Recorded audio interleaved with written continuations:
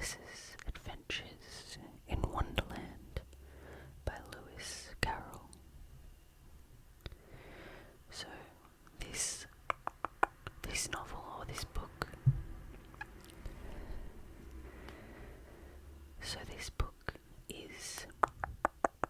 is in the public domain.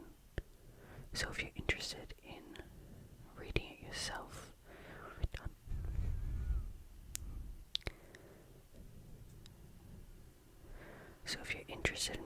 for yourself, you can just Google Alice's Adventures in Wonderland, full text, and it'll show up, completely free to download.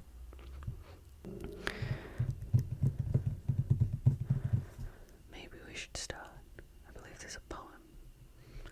Here it is.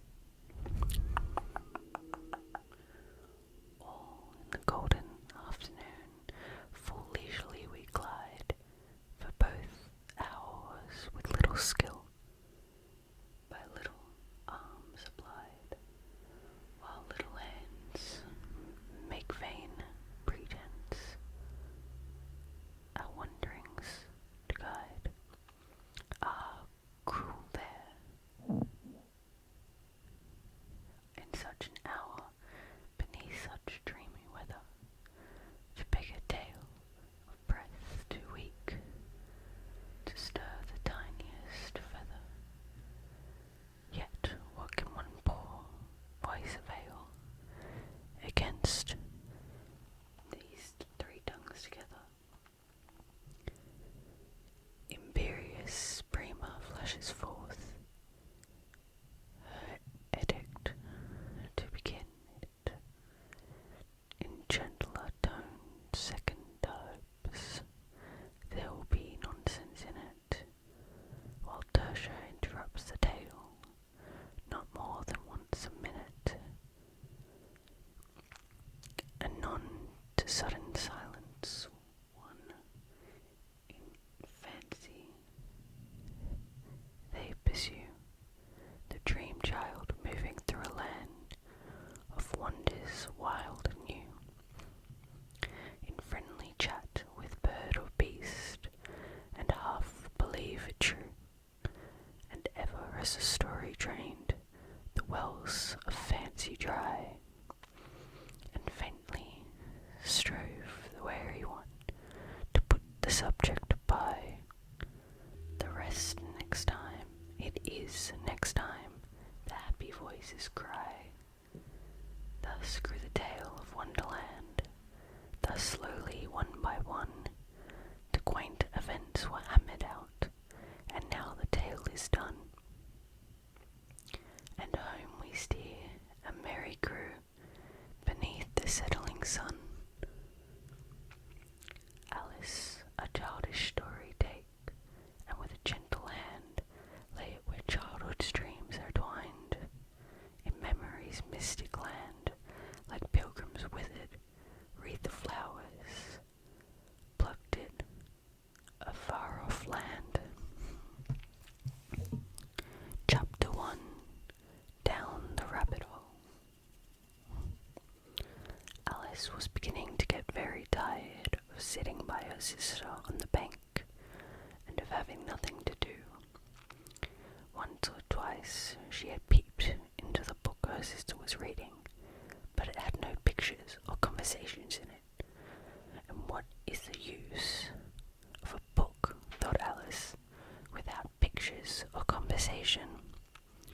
So she was considering in her own mind, as well as she could, for the hot day made her feel very sleepy and stupid, whether the pleasure of making a daisy chain would be worth the trouble of getting up and picking the daisies, when suddenly a white rabbit with pink eyes ran close by her. There was nothing so very remarkable in that, nor did Alice think it so very much out of the way to hear the rabbit say to itself, oh dear, I shall be too late." When she thought it over afterwards, it occurred to her that she ought to have wondered at this,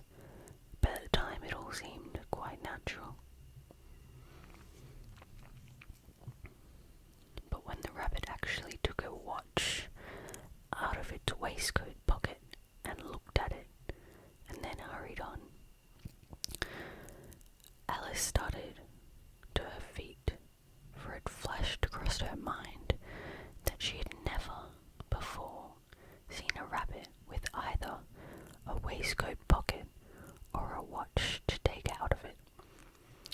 And burning with curiosity, she ran across the field after it, and was just in time to see it pop down a large rabbit hole under the hedge. In another moment, down went Alice after it, never once considering how in the world she was to get out again.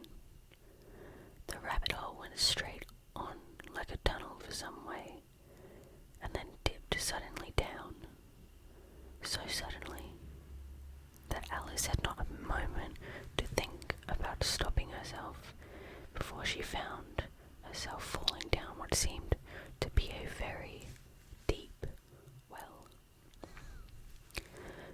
Either the well was very deep, or she fell very slowly, for she had plenty of time as she went down to look about her and to wonder what was going to happen next. First, she tried to look down and make out what she was coming to, but it was too dark to see anything. Then she looked at the sides of the well and noticed that they were filled with cupboards and bookshelves. Here and there she saw maps and pictures hung up on pegs. She took down a jar from one of the shelves. As she passed, it was labelled orange marmalade, but to her great disappointment, it was empty. She did not like to drop the jar for fear of killing somebody underneath, so managed to put it into one of the cupboards as she fell past it. Well, thought Alice to herself, after such a fall as this, I shall think nothing of tumbling downstairs. How brave they'll all think of me at home. Why, I wouldn't say anything about it, even if I fell off the top of the house, which was very likely true. Down, down, down. Would the fall never come to an end? I wonder how many miles I've fallen by this time, she said aloud. I must be getting somewhere near the center of the earth. Let me see. That would be 4,000 miles down, I think. For you see, Alice had learned several things of this sort in her lessons in the schoolroom, and thought this was not a very good opportunity for showing off her knowledge, as there was no one to listen to her. Still, it was good practice to say it over. Yes, that's about the right distance. But then I wonder what latitude or longitude I've got to. Alice had no idea what latitude was, or longitude either, but thought they were nice, grand words to say. Presently she began again. I wonder if I shall fall right through the earth. How funny it'll seem to come out among the people that walk with their heads downwards. The antipathies, I think. She was rather glad there was no one listening this time, as it didn't sound at all the right word. Was she going for antipodes? I could have been completely wrong as well, though. But I shall have to ask them what the name of the country is, you know. Please, ma'am, is this New Zealand or Australia? And she tried to curtsy as she spoke. Fancy curtsying as you're falling through the air. Do you think you could manage it? Definitely not. And what an ignorant little girl she'll think me. No, it'll never do to ask.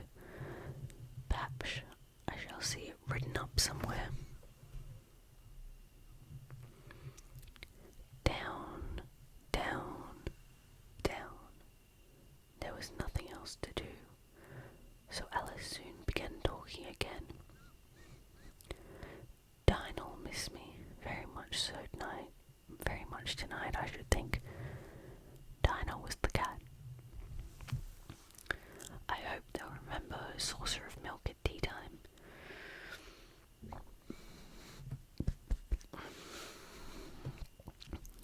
Dinah, my dear, I wish you were down here with me.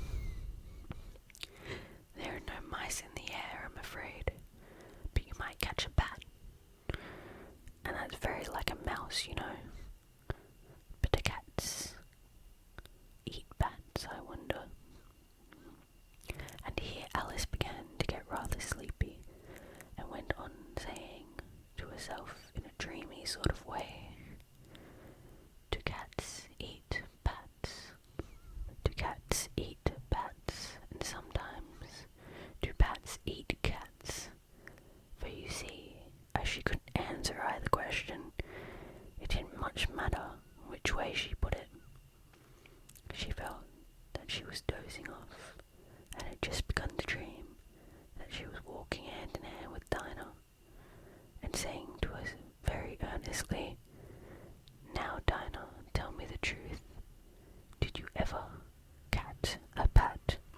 When suddenly, thump, thump, down she came upon a heap of sticks and dry leaves, and the fall was over. Alice was not a bit hurt, and she jumps up to her feet in a moment. She looked up, but it was all dark overhead. Bush before her was another long passage, and the white rabbit was still in sight, hurrying down it. There was not a moment to be lost. Away went Alice like the wind, and was just in time to hear it say as it turned the corner, "Oh my ears and whiskers, how late it's getting." She was close behind it when she turned the corner, but the rabbit was no longer to be seen. She found herself in a long, low hall, which was lit up by a row of lamps hanging from the roof. There were doors all around the hall, but they were all locked. And when Alice had been all the way down one side and up the other, trying every door, she walked sadly down the middle, wondering how she was ever to get out again. Suddenly she came upon a little three-legged table, all made of solid glass. There was nothing on it but a tiny golden key, and Alice's first idea was that this might belong to one of the doors of the hall. But alas, either the locks were too large, or the key was too small. But at any rate, it would not open for any of them. However, on the second time round, she came upon a low curtain she had not noticed before, and behind it was a little door about 15 inches high. She tried the little golden key in the lock, and to her great delight, it fitted. I love the little illustrations in this one, so I chose this version. Because, to paraphrase Alice, what's a book without pictures? Alice opened the door and found that it led into a small passage, not much larger than a rat hole. She knelt down and looked along the passage into the loveliest garden you ever saw.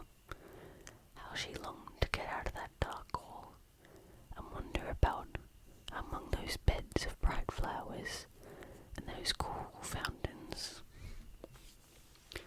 But she could not even get her head through the doorway, and even if my head would go through, though poor Alice, it would be of very little use without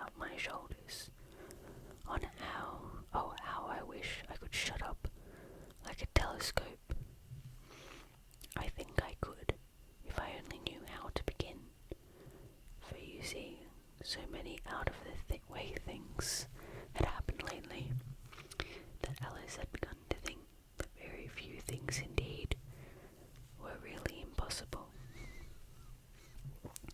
There seemed to be no use in waiting by the little door, so she went back to the table, half hoping she might find another key on it, or at any rate a book of rules for shutting people up like telescopes.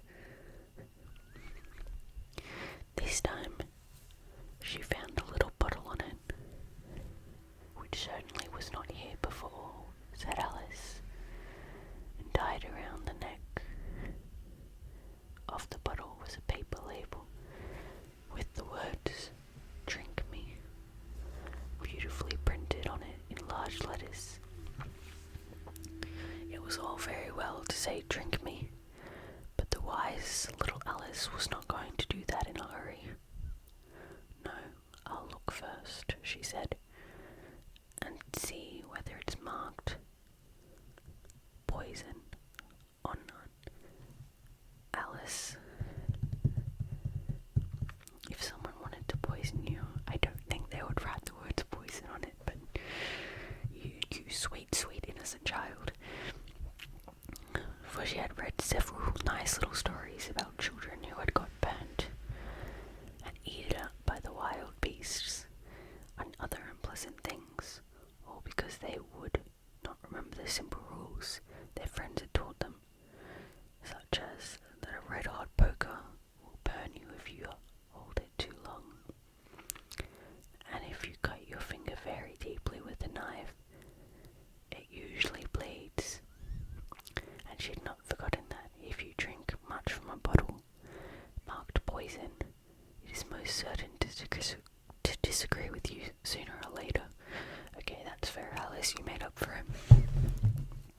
However, this bottle was not marked poison, so Alice ventured to taste it, and finding it very nice, it had in fact a sort of mixed flavour of cherry tart, custard, pineapple, roast turkey, toffee, and hot buttered toast. She very soon finished it off. Goodness me, that drink sounds like the bubblegum flavour in Charlie and the Chocolate Factory. Where the bubblegum tastes like, it's like the 3-course meal all in one. What a curious feeling, said Alice. I must be shutting up like a telescope. And so it was indeed.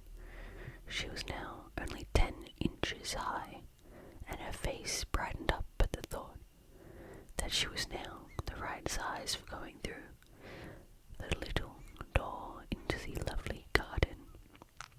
First, however, she waited for a few minutes to see if she was going to shrink any further. She felt a little nervous about this, for it might end, you know, said Alice to herself, in my going out altogether like a candle. I wonder what I should be like then. And then she tried to fancy what the flame of a candle looks like after the candle is blown out, for she could not remember ever having seen such a thing. After a while, finding that nothing more happened, she decided on going into the garden at once. But alas for poor Alice, when she got to the door, she found that she had forgotten the little golden key, and when she went back to the table for it, she found she could not possibly reach it. She could see it quite plainly through the glass, and she tried her best to climb up one of the legs of the table, but it was too slippery. When she tried herself out with drying, the poor little thing sat down and cried. Come, there's no use in crying like that, said Alice to herself rather sharply. I advise you to leave off this minute. She generally gave herself very good advice, though she very seldom followed it.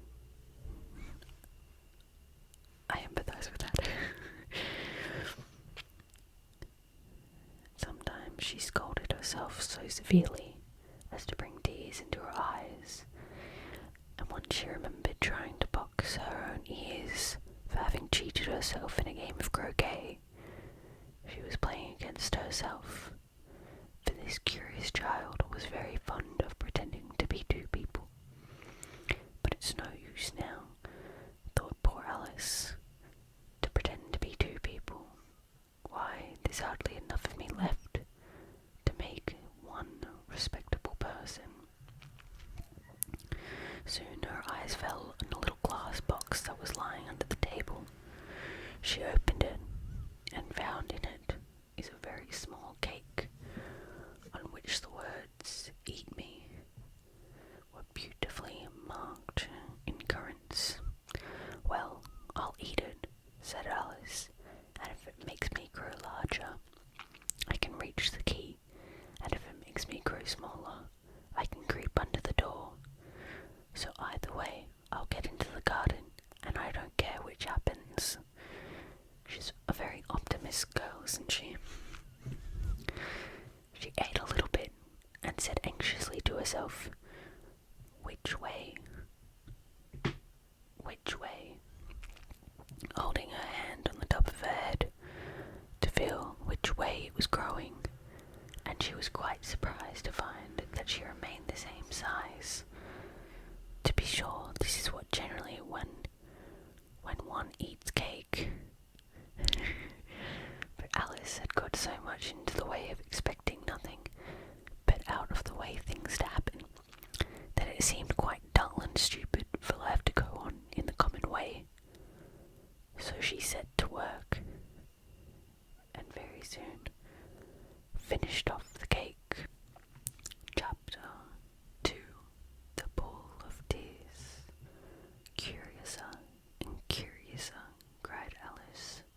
She was so much surprised that for the moment she quite forgot how to speak good English. In her defense, I can never speak good English, and it's the only language I know, so, well, fluently anyway. Now I'm opening out like the largest telescope that ever was. Goodbye, feet." For when she looked down at her feet, they seemed to be almost out of sight. They were getting so far off. "Oh, my poor little feet. I wonder who will put on your shoes and stockings for you now, dears. I'm sure I shan't be able. I shall be a great deal too far off to trouble myself about you. You must manage the best you can."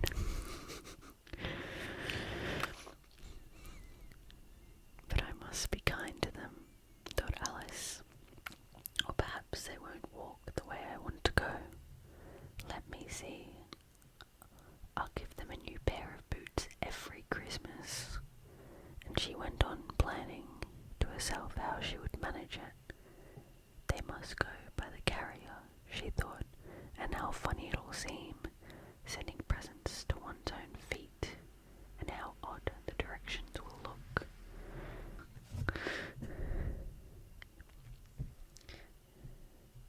Yes, Alice's right foot, Esquire. Hearthrug, near the fender, with Alice's love. Oh dear, what nonsense I'm talking. Just then her head struck against the roof of the hall. In fact, she was now rather more than 9 feet high, and she at once took up the little golden key and hurried off to the garden door. Poor Alice, it was as much as she could do, lying down on one side to look through into the garden with one eye, but to get through was more hopeless than ever. She sat down and began to cry again. "You ought to be ashamed of yourself," said Alice. "A great girl like you," she might well say this, "to go on crying in this way. Stop this moment, I tell you." But she went on all the same, shedding gallons of tears until there was a large pool all around her, almost 4 inches deep, scooching off down the hall. After a time, she heard a little pattering of feet in the distance, and she hastily dried her eyes to see what was coming. It was the White Rabbit, returning splendidly dressed, with her pair of white kid gloves in one hand and a large fan in the other. He came trotting along in a great hurry, muttering to himself as he came, "Oh, the Duchess, the Duchess! Oh, she be savage if I've kept her waiting?" Alice felt so desperate that she was ready to ask help of anyone. So when the rabbit came near, she began in a low, timid voice, "If you please, sir." The rabbit started violently dropping the white kid gloves and the fan, and scurried away into the darkness as hard as he could go. Alice took up the fan and gloves, and the hall was very hot. And as the hall was very hot, she kept fanning herself all the time she went on talking. "Dear, dear, how queer everything is today. And yesterday things went on just as usual. I wonder if I've been changed in the night. Let me think. Was I the same when I got up this morning? I almost think I can remember feeling a little different. But if I'm not the same, the next question is, who in the world am I? Ah, that's the great puzzle." And she began thinking over all the children she knew that were of the same age as herself, to see if she could have been changed for any of them. "I'm not sure I'm Ada," she said, for her hair grows in such long ringlets, and mine doesn't grow in ringlets at all. "And I'm sure I can't be Mabel, for I know all sorts of things." And she said, "Oh, she knows such a very little. Besides, she's she, and I'm I. And oh dear, how puzzling it all is. I'll try if I know all the things I used to know. Let me see. 4 times 5 is 12. 4 times 5 is 12. Okay. And 4 times 6 is 13. Interesting. And 4 times 7 is... Oh dear, I shall never get to 20 at that rate. However, the multiplication table doesn't signify. Let's try geography. London is the capital of Paris, and Paris is the capital of Rome, and Rome... No, that's all wrong, I'm certain. I must have been changed for Mabel. I'll try and say, how doth the little... And she crossed her hands on her lap, as if she was saying lessons, and began to repeat it. But her voice sounded hoarse and strange, and the words did not come the same as they used to. How doth the little... How doth the little crocodile improve his shining tail, and pour the waters of the Nile on every golden scale? How cheerfully he seems to grin, how neatly he spread his claws, and welcomes little fishes in with gently smiling jaws. Oh, what a nice crocodile. I'm sure those are not the right words, said poor Alice, and her eyes filled with tears again as she went on. I must be Mabel after all, and I shall have to go and live in that poky little house and have next to no toys to play with, and oh, ever so many lessons to learn. No, I've made up my mind about it. If I'm Mabel, I'll stay down here. It'll be no use their putting their heads down and saying, come up again, dear. I shall only look up and say, who am I then? Tell me that first. And then, if I like being that person, I'll come up. If not, I'll stay down here till I'm somebody else. But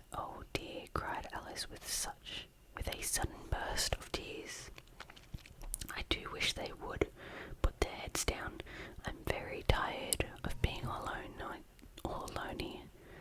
As she said this, she looked down at her hands and was surprised to see that she had put one of the rabbit's little white kid gloves while she was talking. Put on one of the rabbit's little white kid gloves while she was talking. How can I have done that? She thought. I must be growing small again. She got up and went to the table to measure herself by it, and found that, as nearly as she could guess, she was now about 2 feet high, and was going on shrinking rapidly. She soon found out that the cause of this was the fan that she was holding, and she dropped it hastily just in time to avoid shrinking away altogether. That was a narrow escape, said Alice, a good deal frightened at the sudden change, but very glad to find herself still in existence. And now for the garden, and she ran with all her speed back to the little door. But alas, the little door was shut again, and the little golden key was lying on the glass table as before. And things are worse than ever, thought the poor child, for I never was so small as this before, never, and I declare it's too bad that it is. As she said those words, her foot slipped, and in another moment, splash, she was up to her chin in salt water. Her first idea was that she had somehow fallen into the sea. And in that case, I can go back by railway, she said to herself. Alice had been to the seaside once in her life, and had come to the general conclusion that wherever you go on the English coast, you find a number of bathing machines in the sea. Some children digging the sand with wooden spades. Then a row of lodging houses, and behind them a railway station. However, she soon made out that she was in the pool of tears which she had wept when she was 9 feet high. I wish I hadn't cried so much, said Alice as she swam about, trying to find her way out. I shall be punished for it now, I suppose, by being drowned in my own tears. That will be a queer thing, to be sure. However, everything is queer today. Just then she heard something splashing about in the pool a little way off, and she swam nearer to make out what it was. At first she thought it must be a walrus or hippopotamus, but then she remembered how small she was now, and she soon made out that it was only a mouse that had slipped in like herself. Would it be of any use now, thought Alice, to speak to this mouse? Everything is so out of the way down here that I should think very likely it can talk. At any rate, there's no harm in trying. So she began. Oh, mouse, did you know the way out of this pool? I'm very tired of swimming about here, oh mouse. Alice thought this might be the right way of speaking to a mouse. She had never done such a thing before, but she remembered having seen in her brother's Latin grammar, a mouse, of a mouse, to a mouse, a mouse, oh mouse. The mouse looked at her rather inquisitively, and seemed to have to wink with one of its little eyes, but it said nothing.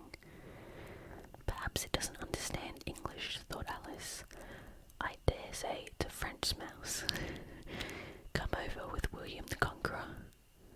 For, with all her knowledge of history, Alice had no very clear notion how long ago anything had happened. So she began again. Où est ma jardin? Which was the first sentence in her French lesson book. The mouse gave a sudden leap out of the water, and seemed to quiver all over with fright. Oh, I beg your pardon, cried Alice hastily, afraid that she had hurt the poor animal's feelings.